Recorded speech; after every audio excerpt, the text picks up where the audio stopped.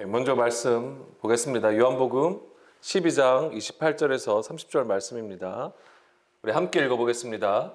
아버지여, 아버지의 이름을 영광스럽게 하옵소서 하시니 이에 하늘에서 소리가 나서 이르되 내가 이미 영광스럽게 하였고 또다시 영광스럽게 하리라 하시니 곁에 서서 들은 무리는 천둥이 울었다고도 하며 또 어떤 이들은 천사가 그에게 말하였다고도 하니 예수께서 대답하여 이르시되 이 소리가 난 것은 나를 위한 것이 아니요 너희를 위한 것이니라.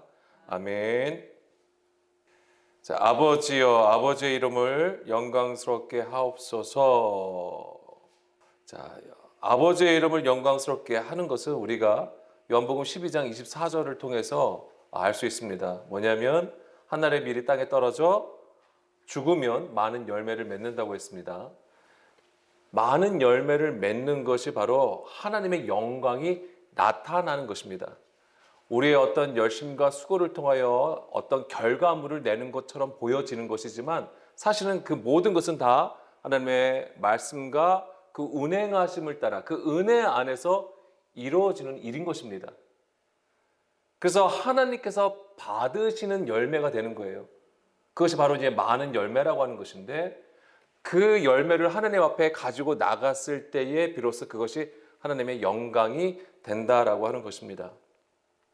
자, 예수님은 말씀이 육신이 되어 우리 가운데에 오셨습니다. 바로 그것 자체가 하나님의 영광을 나타내는 일이었던 것입니다.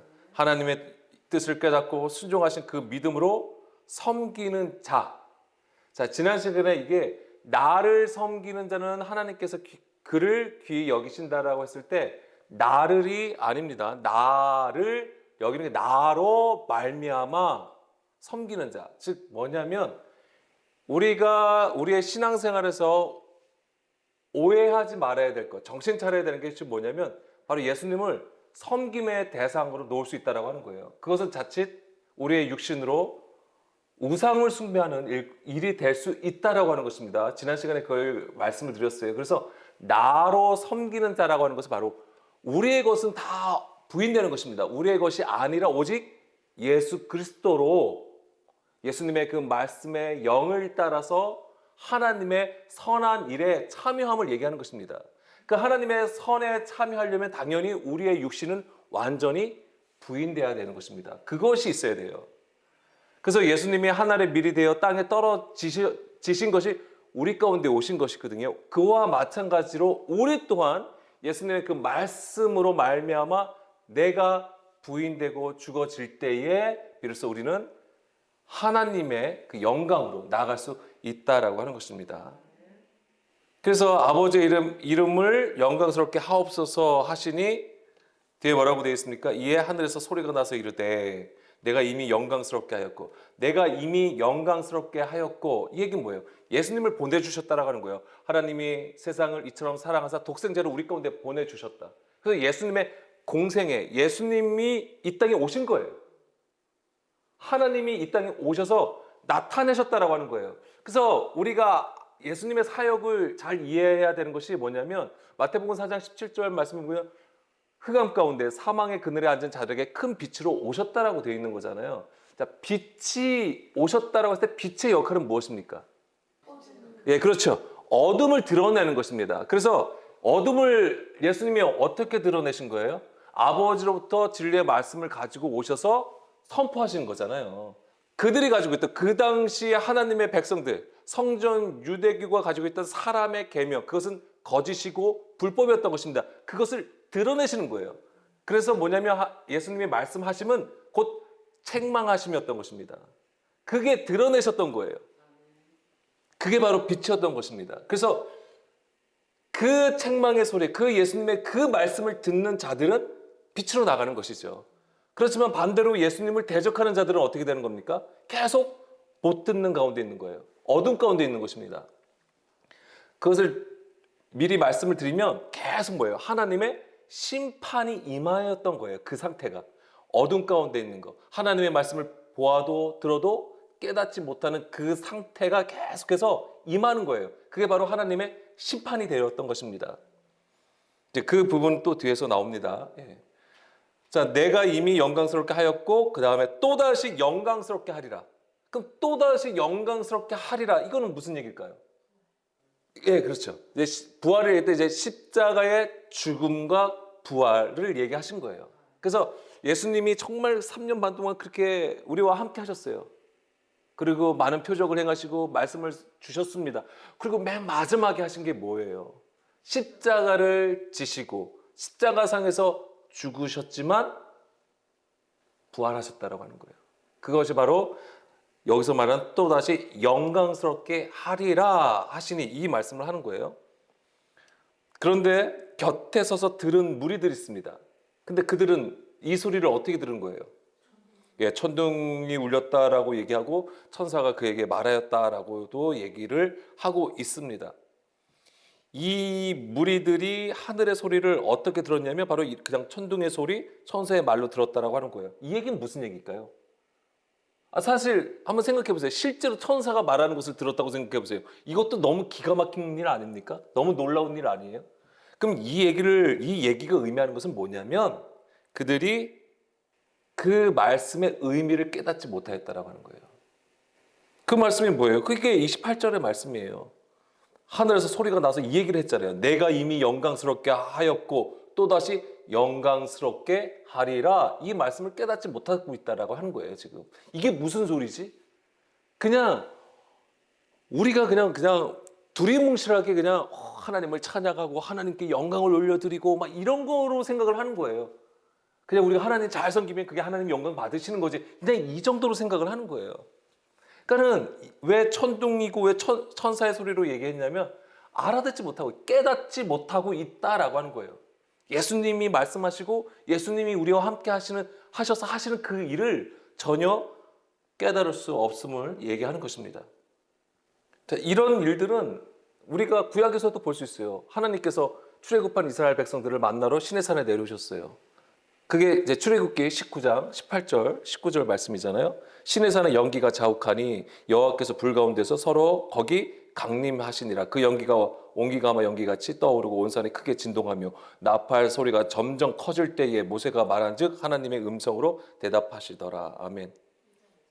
19장 18절 말씀입니다. 자, 연기, 불, 그 다음에 또 뭐가 있습니까? 구름, 천둥, 번개, 다 이런 것들이 다 무엇을 의미하는가? 하나님의 현현을 나타내는 말이에요. 하나님의 강림하심을 표현한 단어들이 됩니다. 그런데 그것은 단지 형상이 있는 게 아니에요. 그런 거, 우리는 번개하면 번개 이미지가 있잖아요. 천둥이 있고, 그다음에 하나님의 나팔 소리, 그 구름, 연기 이런 것들 어떤 우리는 이미지를 가지고 있습니다. 근데 단지 그것이 이미지를 표현한 것을 넘어서 그것이 의미하는 것은 뭐냐면 바로 하나님이 일하신다고 하는 거예요. 하나님이 우리를 구속하시기 위해서 하시는 그 일하심, 역사를 나타내신다라고 하는 거예요. 그래서 예를 들면 구름을 얘기하자고요. 그럼 또 예수님이 구름을 타고 오신다고 했잖아요. 그럼 그 구름은 누구를 얘기하는 거예요? 선진. 예, 믿음의 선진들을 얘기하는 거예요. 믿음의 선진들. 근데 그 믿음의 선진들은 단지 믿음의 선진 누구 얘기를 하는 게 아니에요. 그들의 가지고 있는 어떤 상태를 얘기하는 겁니까? 영의 상태를 얘기하는 거예요. 지극히 작은 자 하나가 된 상태를 얘기하는 거예요. 상한 심령이 된 자들을 얘기하는 거예요. 그렇게 일하셔서 그렇게 하나님께서 그렇게 일을 하심으로써 나타나신다라고 하는 거예요. 그렇기 때문에 우리 한 사람 한 사람이 굉장히 중요한 거예요. 어떤 번개를 얘기할 때도 어떻게 얘기합니까? 예수님이 부활하셨을 때에 천사들이 있죠. 근데 그 천사를 봤을 때 뭐라고 얘기합니까? 번개와 같다라고 얘기하거든요.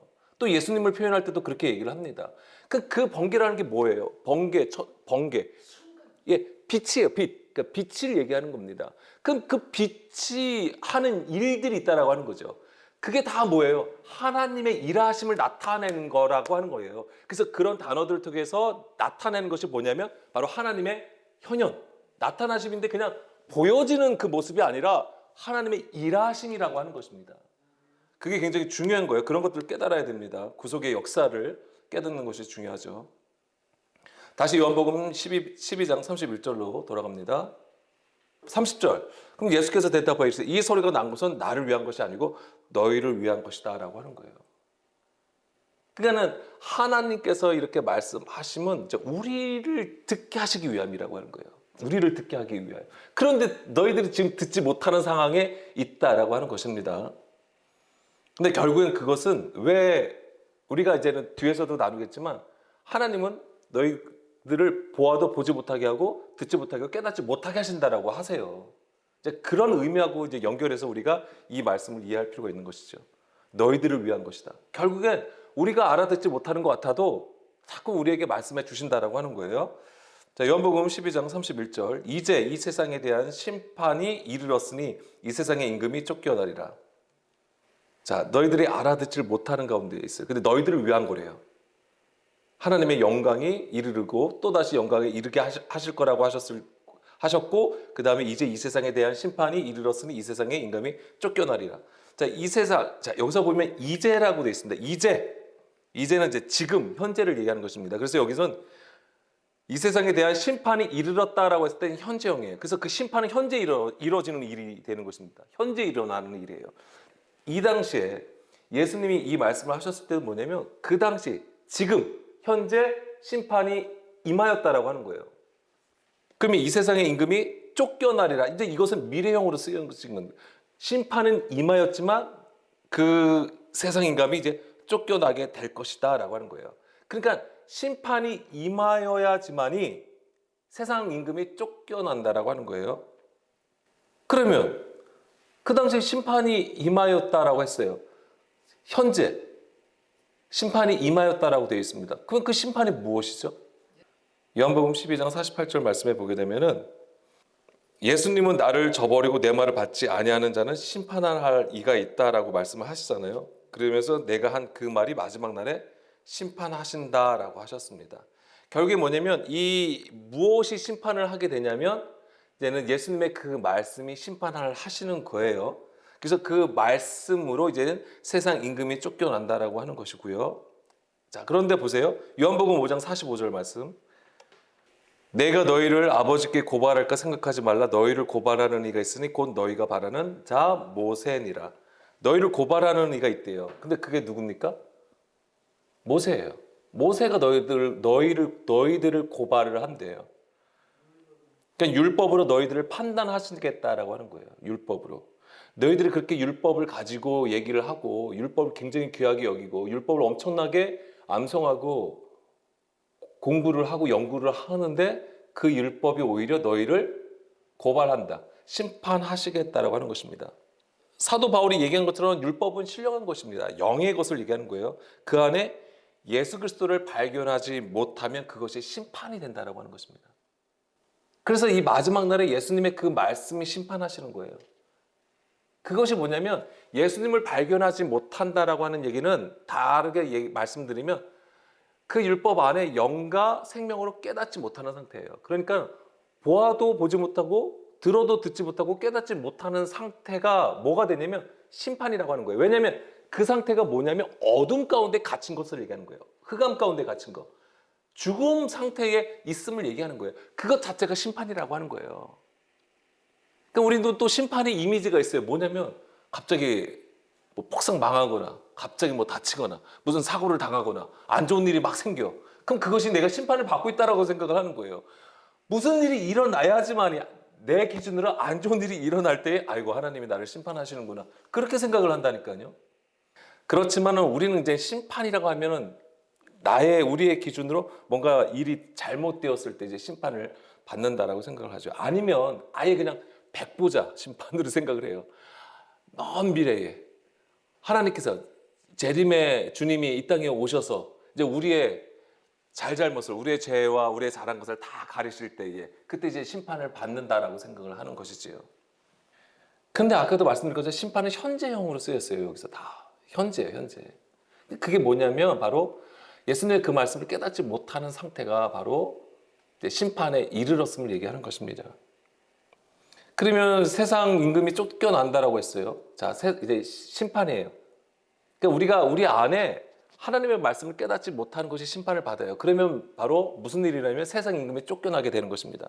세상 임금이 쫓겨나는데 세상 임금은 그럼 누구죠? 예, 이제는 우리는 이제 잘 알고 있죠. 먼저는 이제 그러니까는 여기서의 흐름으로 보면은 성경에서 보면은 뭐예요? 성전 유대교의 종교 지도자들을 얘기하는 것입니다. 이 세상 임금이라고 하는 것이. 그래서 바리새인, 서기관들, 사두개인 다 마찬가지 종교 지도자들을 가리켜요. 그들이 성전에서 왕노릇하는 자들이에요. 그럼 그것을 우리 안에 이 얘기로 보자면 우리가 성전이잖아요. 그럼 우리가 성전이라고 했을 때 우리 안에서 왕노릇하는 자는 또 누굽니까? 우리 안에서 왕노릇하는 자가 누구예요? 나잖아요. 우리예요, 우리. 또한 우리이기도 합니다. 육신의 생각을 가지고 자기가 원하는 거, 자기 뜻대로 하나님 앞에 신앙생활 하는 것 자체가 바로 왕노릇하는 것입니다. 그래서 계시록에 보면 맨 마지막에 뭐예요? 우리는 결국엔 하나님의 말씀과 예수의 증거를 가지고 목배임을 당한 자들은 결국 어떻게 됩니까? 예, 왕노릇해. 근데 그냥 혼자 왕노릇해요? 그리스도와 더불어 왕노릇한다라고 얘기했잖아요. 그리스도와 함께 있는 거예요, 그게. 그러니까 내가 아니야. 내가 세워진 게 아니에요. 내 안에 있는 그리스도를 통하여서 이루어진다라고 하는 거예요. 그래서 갈라디아서 2장 20절 말씀했처럼 우리가 그리스도와 함께 십자가에 못 박힘으로써 그리스도께서 내 안에 사시는 것을 얘기하는 것이죠. 그것이 바로 그리스도와 더불어서 왕노릇하는 것입니다. 그래서 그러나 이제 그 당시에도 이제는 성전에서 왕노릇하는 그 종교 지도자들, 이들이 바로 세상 임금이 되는 것이고, 그들이 하던 일은 무엇이냐면 하나님의 계명을 폐하여 버려요. 하나님의 계명을 사람의 계명으로 바꿔서 하나님의 뜻이 아닌 자기 뜻, 사람의 일들로 행하게 하였던 것입니다. 그러니까 그들은 주의 이름을 아무리 열심히 불러도 하나님으로 섬기지 못하고 우상으로 섬기게 되었던 것이지요. 자, 이 세상 임금이 어떻게 쫓겨나냐면 계시록 12장 10절 말씀입니다. 내가 또 들으니 하늘에 큰 음성이 있어 이르되 이제 우리 하나님의 구원과 능력과 나라와 또 그의 그리스도의 건세가 나타났으니 우리 형제들을 참소하던 자 곧 우리 하나님 앞에서 밤낮 참소하던 자가 쫓겨났고. 아멘. 자, 하나님 앞에서 참소하던 자가 누굽니까? 사탄이에요. 바로 이제 세상 임금인데 이제 이 참소하던 자가 쫓겨납니다. 어느 때에 하나님의 능력과 하나님의 구원과 나라 그리고 그리스도의 건세가 나타났을 때에 바로 이 세상 임금 참소하던 자가 쫓겨난다라고 하는 것입니다. 사탄은 무엇을 얘기하는 거예요? 사람의 일을 하게 만든다고 하는 거예요. 하나님의 일을 생각하지 아니하고 사람의 일을 하게 한다라고 하는 것입니다. 그래서 진리에서 멀어지게 해요. 하나님으로부터 멀어지게 하는 것이 바로 사탄의 전략인데, 그 사탄의 일을 멸하시는 분이 바로 예수님이었던 것입니다. 그래서 예수님은 뭐예요? 건세, 아버지로부터 말씀을 가지고 온 거예요. 그게 뭐예요? 건세라고 하는 거예요. 그리스도의 건세가 바로 뭐냐면 그 진리의 말씀을 얘기하는 것입니다. 그래서 그 말씀을 가지고 오심으로써 뭐예요? 어둠을 내쫓으시는 거죠. 요한 1서 3장 8절입니다.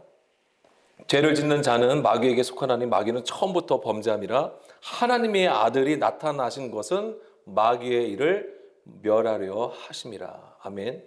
하나님의 아들이 나타나신 것은 마귀의 일을 멸하려 하신다. 그래서 예수님이 공생의 기간 동안 진리의 말씀을 선포하셨어요. 세상의 빛의 역할을 온전히 감당하시고 나중에 십자가로 이제는 이 일을 온전히 이루시게 되는 거죠. 완전한 승리를 하시게 되는 것입니다. 히브리서 2장 14절.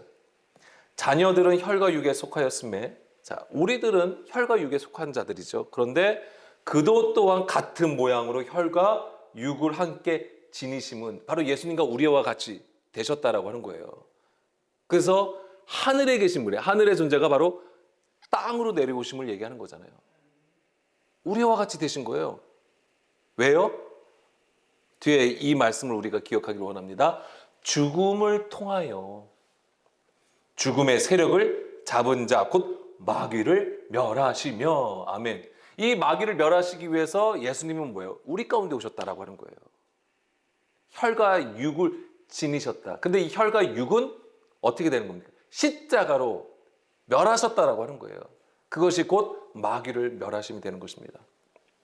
그래서 예수님은 십자가로 이것을 이제 이기신 것이죠. 그래서 우리가 잘 알고 있는 말씀처럼 골로새서 2장 14절에서 15절 말씀. 우리를 거스르고 불리하게 하는 법조문으로 쓴 증서를 지우고 제하여 버리사 십자가에 못 박으시고 율법 조문을 폐하시는 것이죠. 십자가를 통해서 통치자들과 권세들을 무력화하여 드러내어 구경거리로 삼으시고 십자가로 그들을 이기셨느니라. 아멘. 그렇습니다.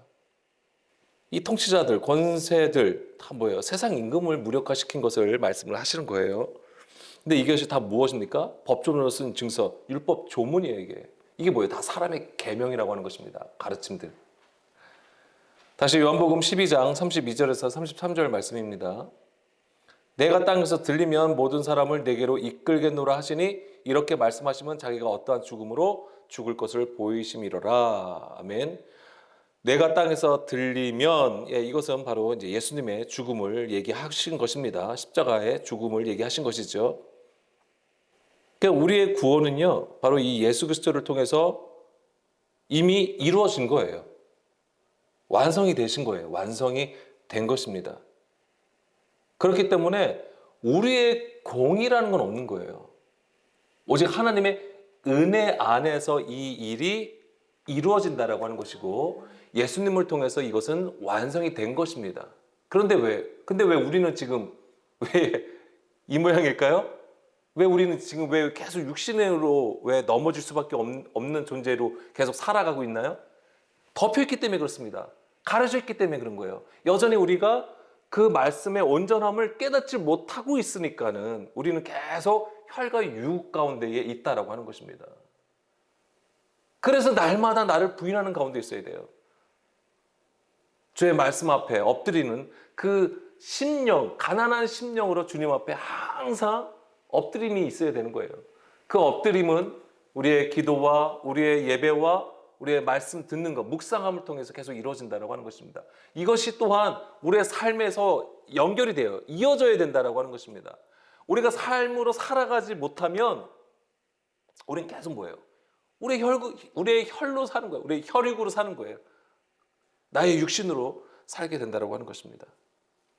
예수님은 이제 인자의 내가 땅에서 들리면 바로 이것은 이제 인자의 들림과 얘기하는 것이고 다 연결되는 것입니다.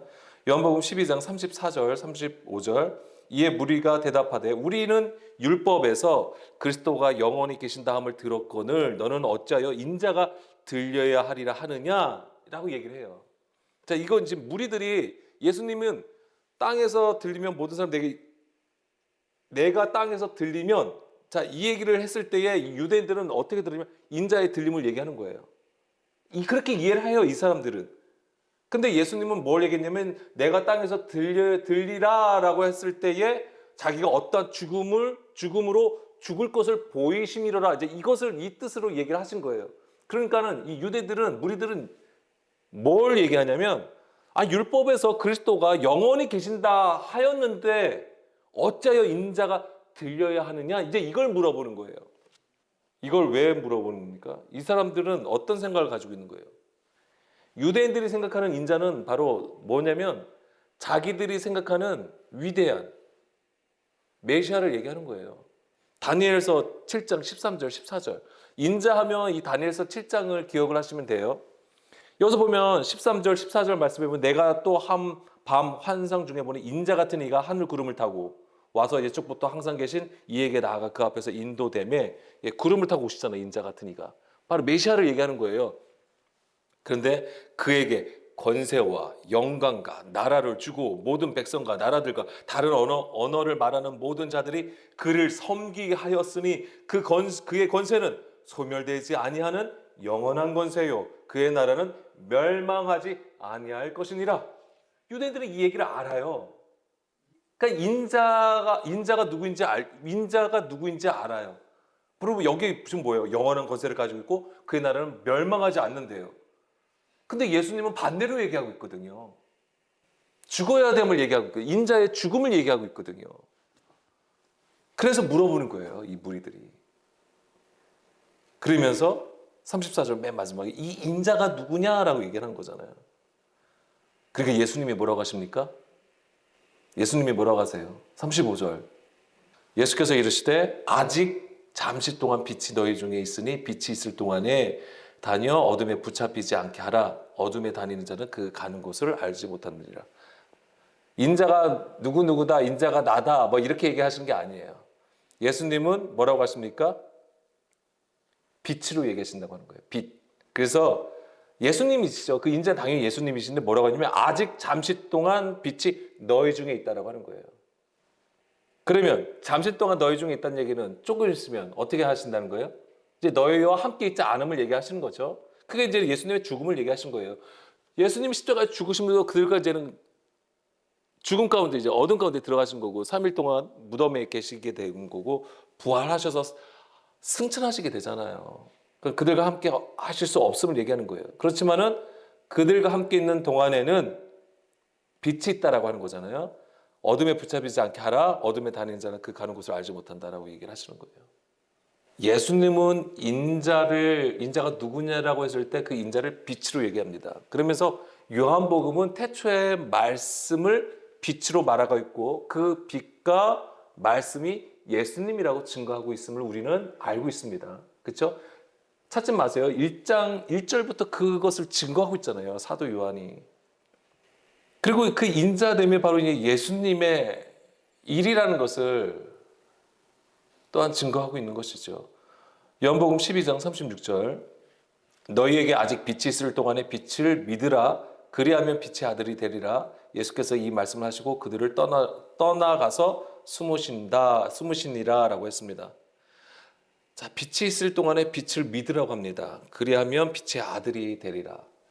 자, 예수님은 바로 그 예수님은 하나님의 아들이시잖아요. 그러니까 우리가 예수님 안에 거하면 우리 또한 하나님의 아들들이 되는 것입니다. 그러니까 우리의 모범이 되시는 거예요. 예수님은. 그래서 예수님은 첫 열매가 되셨던 것이고 모든 것에. 그리고 우리가 그리스도 안에 있을 때에 우리가 또한 그리스도와 같아진다라고 하는 거예요. 우리가 그리스도가 된다는 얘기가 아니라 그분이 우리에게 말씀하신 그대로 우리 안에서 그 하나님의 일이 이루어진다라고 하는 것입니다. 서두에도 말씀드린 것처럼 이 빛은 이제 어둠을 드러낸다라고 하는 것이고, 그래서 이 빛이 있을 때에 빛이 임하잖아요. 창세기 1장 3절 말씀해 보게 되면 빛이 임해요. 그러면 어떻게 되죠? 빛이 있으라 하심에 빛이 있었고 빛과 어둠을 나눈다라고 되어 있는 거예요. 이 빛과 어둠이 나누어지게 되는 것이죠. 그 역사가 뭐냐고요? 그게 바로 하나님의 구속사예요. 구속사.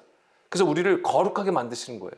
그래서 우리 안에 있는 흑암, 죽음으로부터 불러내어서 생명으로 옮기시는 그 하나님의 구속사가 되는 거예요. 그 말씀이.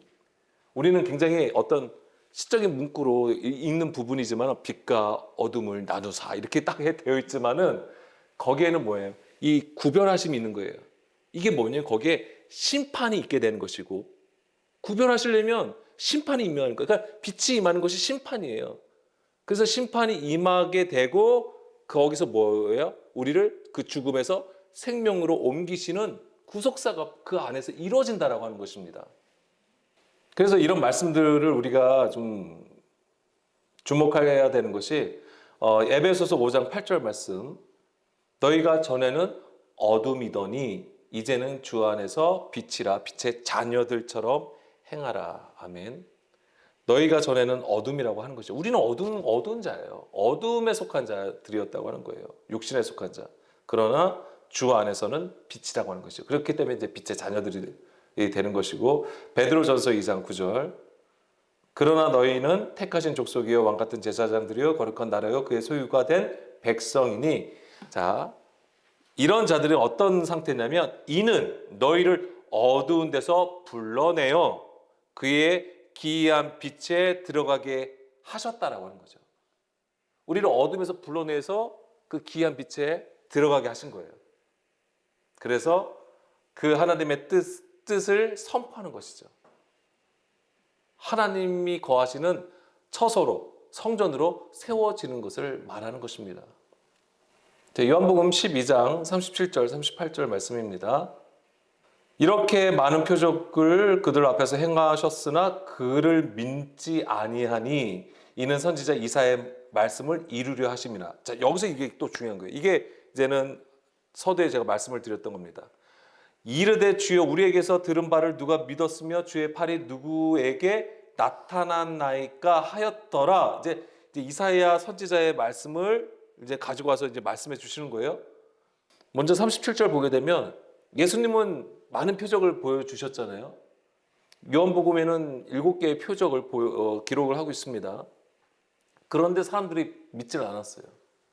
이 얘기가 뭐예요? 표적은 보고 있는데 예수님을 믿지 않았다고 하는 것은, 표적이라고 하는 것은 뭐예요? 하나님의 하나님의 뜻을 드러내는 사건이에요.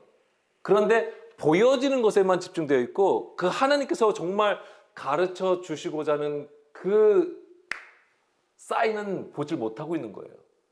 그게 뭐냐면 바로 보아도 보지 못하고 들어도 듣지 못하고 깨닫지 못하는 상태라고 하는 것입니다. 그러니까 여전히 그들의 눈에는 예수님이 실제로 그들에게는 보였겠지만 어떻게 숨겨져 있어요. 예수님은 그들의 무리들에게는 여전히 숨겨져 있는 존재가 되는 거예요.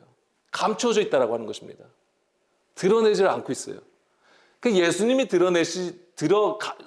숨은 게 아니고 우리가 뭔가 덮여져 있어서, 수건이 덮여져 있어서, 덮개로 덮여져 있어서 주의 그 진리의 것을 보질 못하고 있는 상태를 얘기하는 것이죠. 자, 38절의 이 말씀은 바로 이제 이사야 선지자의 말씀인데, 자, 이사야 53장 보겠습니다. 1절 말씀 볼게요. 이제 여기서 되게 중요한 게, 주여 우리에게서 들은 바를 누가 믿었으면 주의 팔을 누구에게 나타났나이까? 라고 했어요. 1절에 우리가 전한 것을 누가 믿었느냐? 여호와의 팔이 누구에게 나타났느냐? 라고 했어요.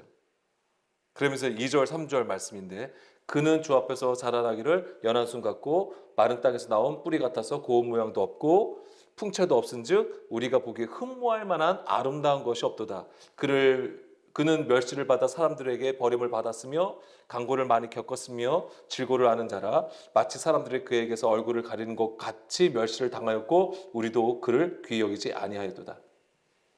그러니까 유대인들은 인자가 들려야 한다는 것을 전혀 이해하지 못했어요. 다니엘서 그 7장 14절 말씀처럼 그 영원한 나라, 영원한 권세에만 집중이 되어 있던 거예요. 그러니까 굉장히 자기들을 구원할, 자기들의 이스라엘을 해방시킬 이 메시아로만 생각을 했던 거예요. 근데 여기서 보게 되면은 2절, 3절이 바로 그 메시아의 모습이었다고. 이사야 53장에 기록한 메시아의 모습은 흠모할 만한 아름다운 것이 없었다라고 하는 것입니다. 이것을 기록하고 있어요. 이걸 보지 못하는 거예요. 그러니까 예수님은 바로 이 모습으로 오신 거예요. 우리가 전한 것을 누가 믿었느냐? 여호와의 팔이 누구에게 나타났냐? 우리가 전한 것.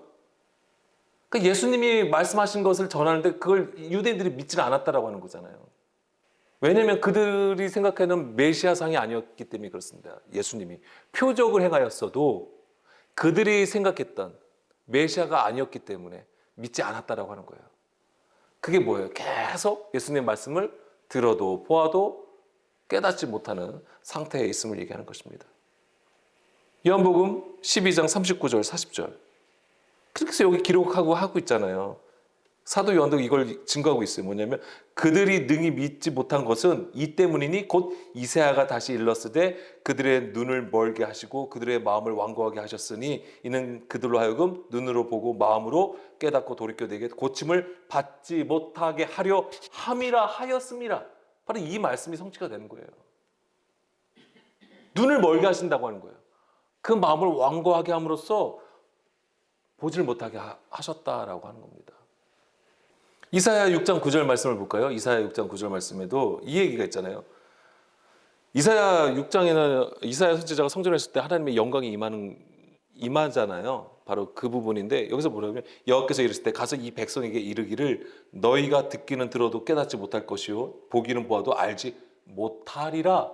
하나님이 그 백성들을 구원하셔야 되는데 우리는 그렇게 생각하는 거잖아요. 구원하실 거면 좀 보게 하시고 듣게 하시고 깨닫게 하시면 좋은 거잖아요. 그런데 그걸 못하게 하신 거예요. 못하리라 하여 이 백성의 마음을 둔하게 하며 그들의 귀가 막히고 그들의 눈이 감기게 하라. 이 얘기를 하시는 거예요. 오히려 눈을 멀게 하시래요. 귀를 막으라고 하세요. 그들의 눈이 감기게 하라. 이렇게 얘기를 하신다고 하는 거예요. 염려하건대 그들의 눈으로 보고 귀로 듣고 마음으로 깨닫고 다시 돌아와 고침을 받을까 하노라.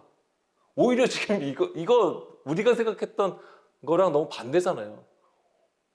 그들이 고침을 받을까 하니까 고침을 받을까 봐 그들의 귀를 막게 하시고 그들의 눈을 보지 못하게 하신다고 하는 거예요. 왜 하나님이 이렇게 하셨을까요? 왜 깨닫지 못하게 하시는 거예요? 구원이 우리가 하나님을 알고 하나님의 말씀을 깨닫는 것이 구원이라면서요. 그런데 왜 이사야 선지자에게는 왜 이렇게 말씀을 하셨을까? 다시 이사야 6장 11절에서 13절 말씀에 우리는 그 답을 찾을 수 있습니다. 그러니까 이사야 선지자도 아무래도 궁금했겠죠. 그러니까 물어봅니다. 내가 이르되 주여 어느 때까지 이렇게 하시겠습니까? 라고 하는 겁니다. 주께서 대답하시되 성읍들은 황폐하여 주민은 없으며 가옥들에게는 사람이 없고 이 토지는 황폐하게 되며 여호와께서 사람들을 멀리 옮기셔서 이 땅 가운데 황폐한 곳이 많을 때까지니이다. 뭐라고 하시는 거예요? 황폐하게 될 때까지요. 완전히 황폐하게 될 때까지 보아도 보지 못하고 들어도 듣지 못하고 깨닫지 못하게 하신다고 하는 거예요. 뭐예요? 심판하신다고 하는 거예요. 이 얘기예요. 내가 너희들을 심판해서 흑암 가운데 넣음으로써 뭐 하는 거예요? 완전히 죽어지게 황폐하게 만들어버리게 하시는 거예요. 성전이 있으면 성전이 완전히 무너지고 돌 하나도 돌 위에 남지 않게 만드시겠다고 하는 거예요. 13절에 그 중에 10분의 1이 아직 남아있을지라도 이것도 황폐하게 될 것이나, 자, 이것은 뭐냐면 10분의 1이 아직 남아있을지라도 완전하게 황폐하게 하신다고 하는 것이지만, 이건 뭐냐면 또 다르게 해석할 수 있는 것은 뭐냐면 10분의 1이 될 때까지예요. 결국에는 우리가 어떤 자가 되기를 원하시냐면 우리를 황폐하게 만드신다고 하는 것은 우리가 그 10분의 1이 뭘 의미하는 것입니까? 지극히 작은 자 하나가 되는 것을 의미하는 거예요. 지극히 작은 자 하나, 완전한 고운 가루가 된 상태. 그 흙에서 아파르가 되게 하시는 거예요. 왜? 그래야지 그 하나님의 형상으로 만드시고 생기를 넣어주실 수 있거든요. 바로 이제 그 상태가 될 때까지 만드시겠다고 하는 거예요. 완전히 고운 가루가 되게 하시겠다고 하시는 거예요, 이게.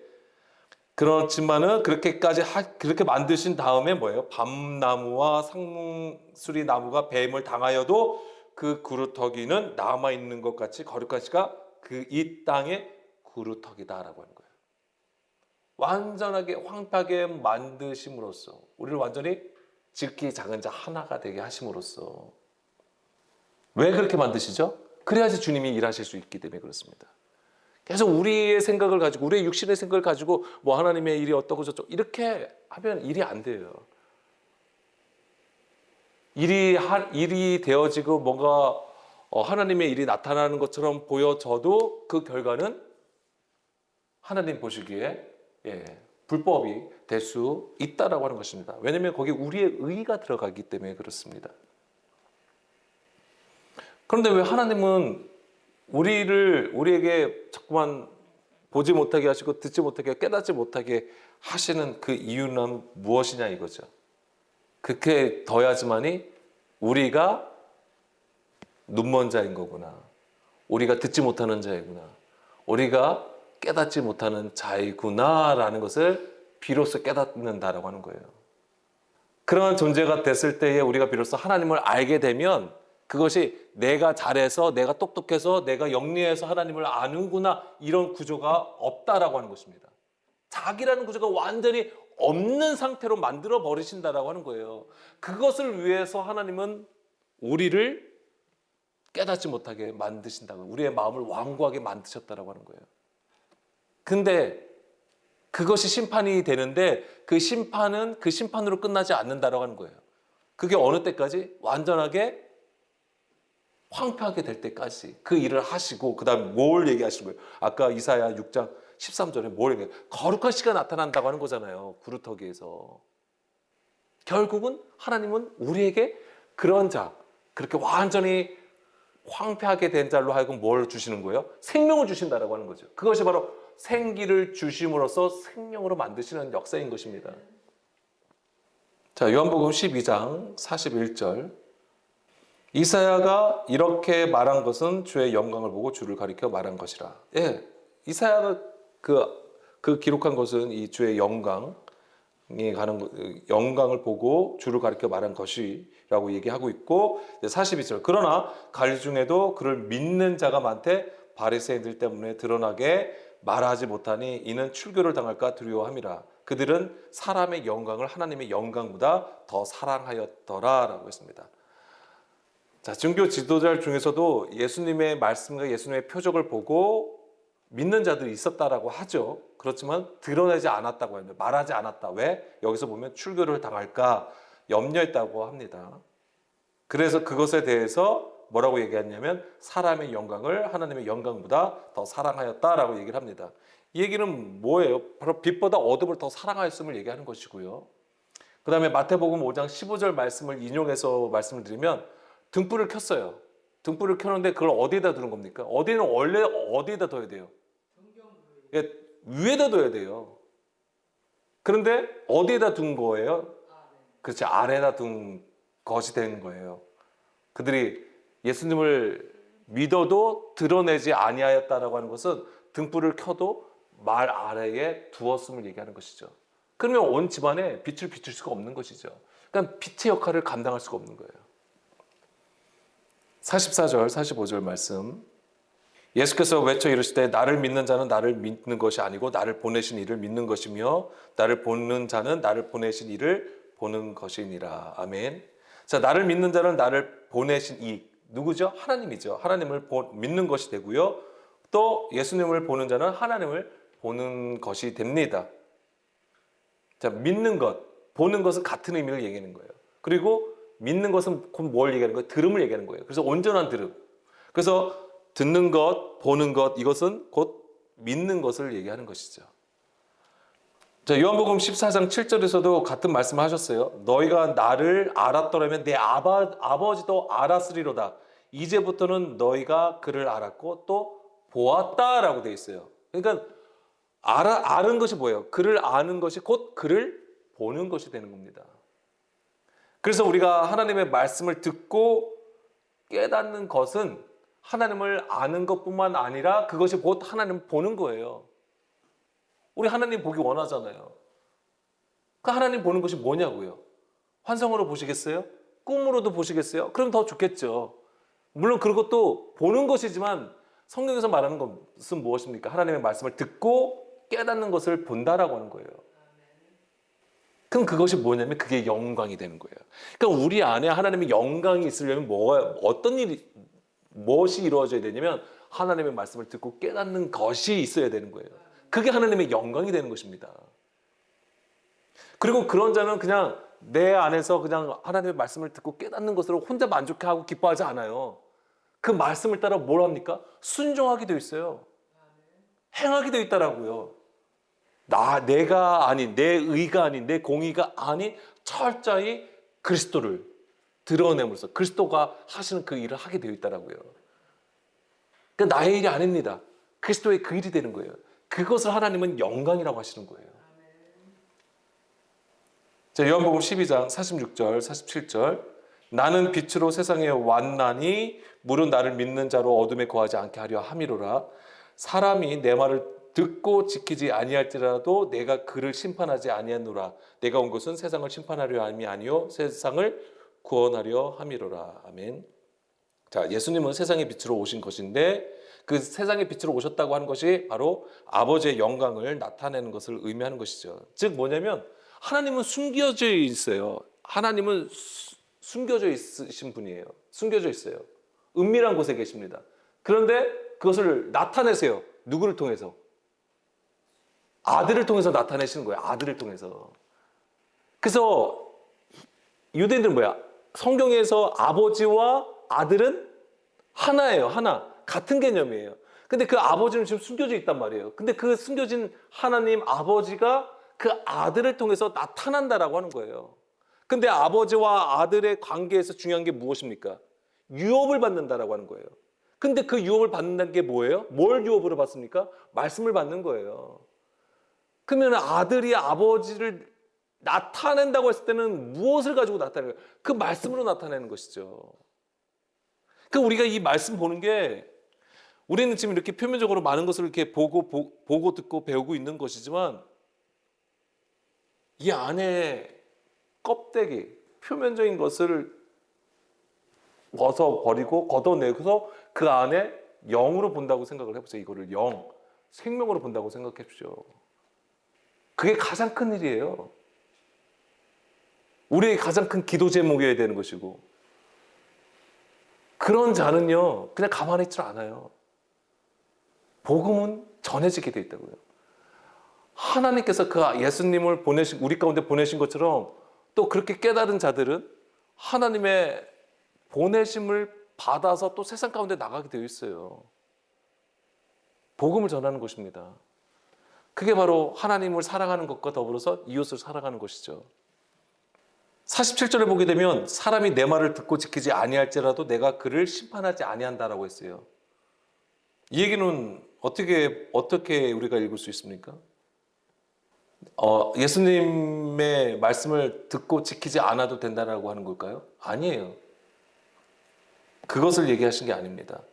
뭐냐면 하나님의 계명을 지키지 않아도 되는 것을 말씀하신 것이 아니라 하나님의 구원은 행위에 있지 않다라고 하시는 거예요. 오직 하나님의 은혜로만 구원을 받을 수 있다. 우리의 의로는 구원을 받을 수 없다라고 하는 것입니다. 그래서 예수님이 오셨다고 하는 거예요. 그래서 내가 온 것은 세상을 심판하려 함이 아니고 세상을 구원하려 하신다라고 하셨던 겁니다. 그래서 예수님이 오셔서 우리 안에 있는 그 율법 조문을 폐하심, 즉 육신의 생각, 그 모든 것을 멸하시는 것이죠. 듣지 못하게 했던 것. 왜냐하면 사람의 계명을 가지고 있기 때문에 덮여져 있는 상황에 그것을 어떻게 걷어내신다라고 하는 거예요. 그 일을 하시기 위해서 예수님은 우리 가운데 오셨던 것이고 48절 나를 저버리고 내 말을 받지 아니하는 자를 심판할 이가 있으니 곧 내가 한 그 말이 마지막 날에 그를 심판하리라. 아멘. 이 심판은 지금 이루어지는 일입니다. 우리에게도 똑같이 적용해요. 지금 이루어지는 거예요. 무엇이 심판이라고 말씀드렸어요? 우리가 주의 말씀을 깨닫지 못하는 상태에 있게 되면 계속해서 그 심판이 우리 가운데 임하는 거예요.